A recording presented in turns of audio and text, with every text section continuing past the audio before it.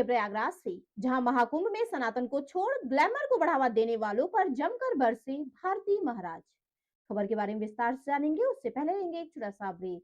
Break के बाद जल्द हाजिर होंगे। खुशखबरी खुशखबरी खुशखबरी, बेरोजगारों के लिए खुशखबरी। जी हाँ, ई कॉमर्स के क्षेत्र में एक अनोखा खोज। Fast store. घर बैठे फोन घुमाकर लखपति करोड़पति बने। ना सुना ना सुनेंगे, सपना नहीं हकीकत है। घर बैठे कोई भी सामान बुक कर 1 घंटे में मंगवाएं, अनेकों पुरस्कार संग मासिक सैलरी पाएं। अधिक जानकारी के लिए www.faststoreincome.com पे आएं। ब्रेक के बाद आप सभी का स्वागत है। खबर यूपी के प्रयागराज से, जहां प्रयागराज तीर्थराज में महाकुंभ मेला का प्रारंभ हो चुका है। तब पूरे भारतवर्ष और दुनिया के कोने कोने से विविध वेशभूषा और अपनी साधना में रत साधु संतों का आगमन हो रहा है। उन संतों के बीच संस्कृत भाषा के वेदांत विषय में 3 बार केंद्र सरकार से गोल्ड मेडल प्राप्त संत महात्मा का भी आगमन हुआ। यह संत का नाम है महामंडलेश्वर श्री ऋषि भारती महाराज, जो गुजरात से आए हुए हैं। महामंडलेश्वर ऋषि भारती महाराज ने 2008 में पूरे भारत में प्रथम क्रमांक के साथ वेदांत विषय का अभ्यास पूर्ण करके वेदांताचार्य की उपाधि प्राप्त हुई है। जब वेदांत का अभ्यास पूर्ण हुआ तब अपने विद्या गुरु के दक्षिणा देने गए। तब विद्या गुरु ने कहा, बेटा, आपने जो विद्या अभ्यास किया है वो सनातन धर्म और राष्ट्र की सेवा में समर्पित करना, यही मेरी गुरु दक्षिणा है। आज 42 वर्ष की आयु में 2008 से लगातार निष्काम भाव से अपने गुरु मूर्तियों के आशीर्वाद से UK, Singapore, Dubai, मस्कत, Mauritius, Nepal सहित विदेश में और भारत के कई राज्यों में परिभ्रमण करके सनातन धर्म का प्रचार प्रसार कर रहे हैं। जब उनसे पूछा गया कि उनके पसंदीदा विचारधारा क्या है, तो उन्होंने कहा कि देश में से संप्रदायवाद, जातिवाद और प्रांत भेद दूर होना चाहिए। देखिए यूपी सेंट्रल से state bureau chief Manoj Singh की रिपोर्ट। हम वर्ण व्यवस्था के जाति पाति के नाम पर झगड़ते रहेंगे और सनातन अपने आप गिर जाएगा। इसलिए कबीर जैसे संत ने कहा कि कबीरा कुआं एक है पनिहारी अनेक, बर्तन सब न्यारे न्यारे भये लेकिन पानी सब में एक। ये जो प्राचीन संतों की उदार विचारधारा थी, उनको भी हमें अपनाना चाहिए। जी, शैली और प्रश्नोत्तरी की शैली और तात्विक शैली, तो हम सिर्फ वार्ता में ही न रमते रहे, क्योंकि जो समुद्र मंथन हुआ उसमें 14 रत्ने निकले, तो उसमें अमृत कुंभ भी निकला। तो अमृत कुंभ, तो उसमें सिर्फ लिक्विड की बात नहीं आती, नेक्टर की बात नहीं आती है सिर्फ। अभी तक तो हमने कभी ऐसा अमृत का पान किया है, कभी हमने कभी देखा भी नहीं है। तो ये कथा हमको कहाँ अध्यात्म की ओर ले जाती है। ये जो हमारा शरीर है वो भी एक अमृत कुंभ है।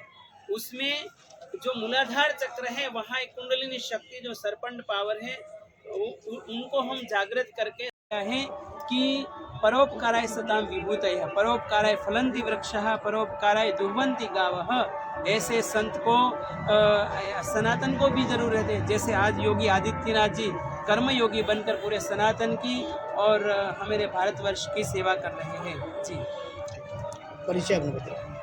मैं महामंडलेश्वर ऋषि भारती जी महाराज, श्रीपंथ दशनाम जूनागढ़, गुजरात, अहमदाबाद। परिवर्तनशील है और इसलिए आर्किमिडीज ने कहा कि अगर दुनिया में मुझे कोई स्थिर बिंदु मिल जाए तो मैं पूरी दुनिया को हिला दूंगा। लेकिन हमारे संत स्वामी रामतीर्थ ने कहा कि अपने निज रूप, अपनी आत्मा के बिना दुनिया में जितने भी पदार्थ हैं वो सब परिवर्तनशील है। अपने आप की खोज अगर नहीं की तो दुनिया में कोई स्थिर बिंदु मिल ही नहीं सकता है। इसलिए ये जो पूर्ण महाकुंभ है, मुझे लगता है कि अध्यात्म की यात्रा की ओर हम आगे बढ़े, न कि भौतिक जगत में हम खो जाए। क्योंकि भौतिक जगत में जहाँ भी तुम जाओगे कहीं भी शांति का स्रोत नहीं मिलेगा। शांति का स्रोत अपना निज रूप ही है, उनके अलावा दुनिया में कहीं शांति है ही नहीं। इसलिए जितना अध्यात्म की ओर हम यात्रा करेंगे, इतना ही हम शांति का संदेश दुनिया को दे सकते हैं। आज इजराइल पैलेस्टाइन हो कि यूक्रेन रशिया का प्रश्न हो, तो पूरी दुनिया में जितना हम आध्यात्मिक और आगे बढ़ेंगे उतना ही शांति का संदेशा दे सकते हैं। चमत्कार की आयुष्य 3 महीना या तो 3 साल ही होती है, वो अपने आप विदाई ले लेते हैं। और चौथा संत है वो प्रदर्शन में ज़्यादा बिलीव करते हैं, लेकिन उसमें एक अच्छी बात होनी चाहिए कि प्रदर्शन करने के बाद दर्शनी बनना चाहिए। अगर प्रदर्शन ही रह जावे तो समझना कि हम दिशा वापस भटक रहे हैं। और पांचवें प्रकार के संत हैं, वो हैं गुंडी मवाले, ऐसे जो कोई गुरुजन ऐसे लायकात योग्यता के बिना किसी को दीक्षाएं दे देते हैं, संन्यास दे देते हैं, तो बाद में अखाड़े को, सनातन को भी बदनाम करते हैं।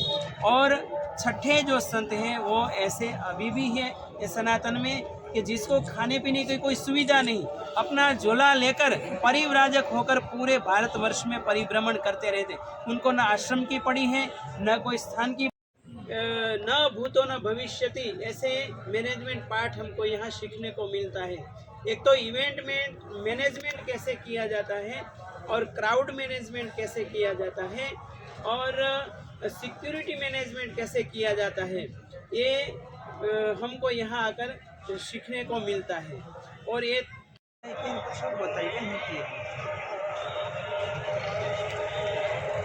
देखिए, अगर हम कट्टरवादी सनातनी है तो हमें 2025 बोलना ही नहीं चाहिए, क्योंकि ये तो आंक जो है वो अंग्रेजी है, इसलिए इनका उपयोग यूपी सरकार ने क्यों किया वो एक सोचने विचार करने की बात है।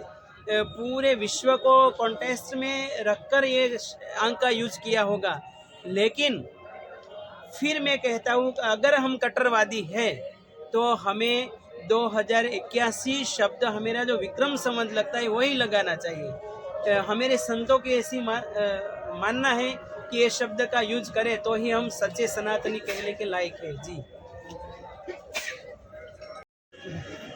मैंने परसों भी कहा था कि सनातन धर्म में आज देखिए 55 लाख जितने साधु संत हैं जो सनातन के लिए कार्यान्वित हैं।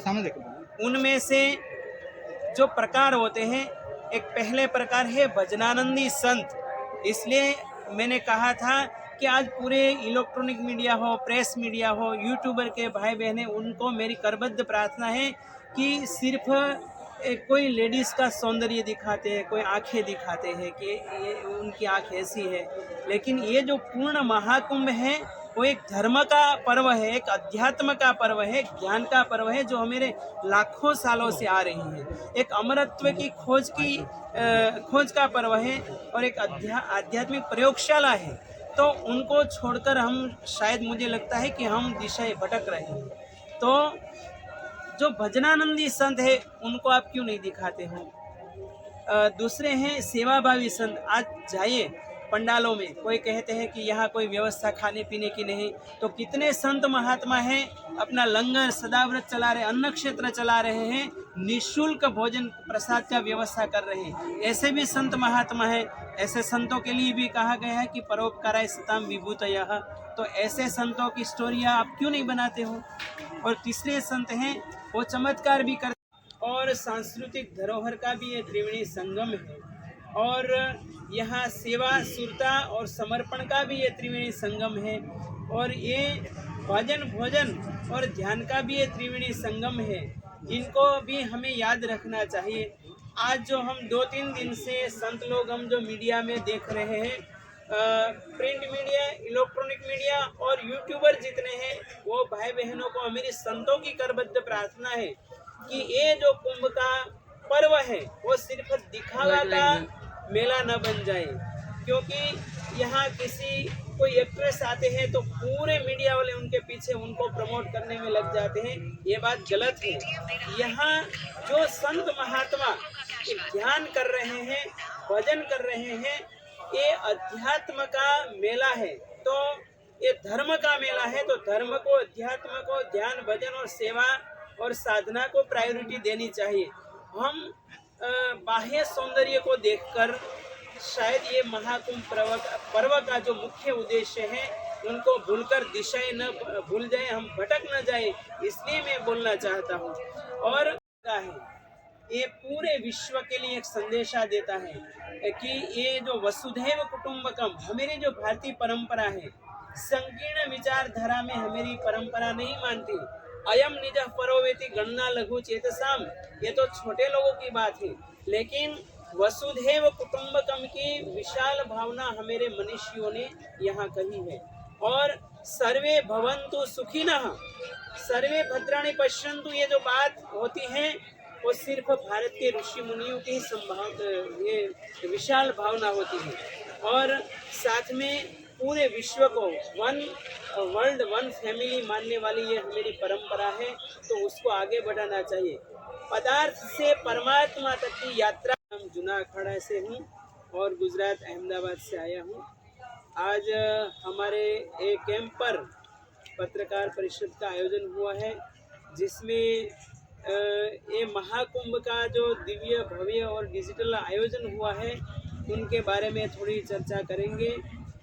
144 सालों के बाद ये जो पूर्ण महाकुंभ प्रयाग तीर्थराज क्षेत्र में लगा है, ये अपने आप में एक सुवर्ण अवसर है सनातन के लिए।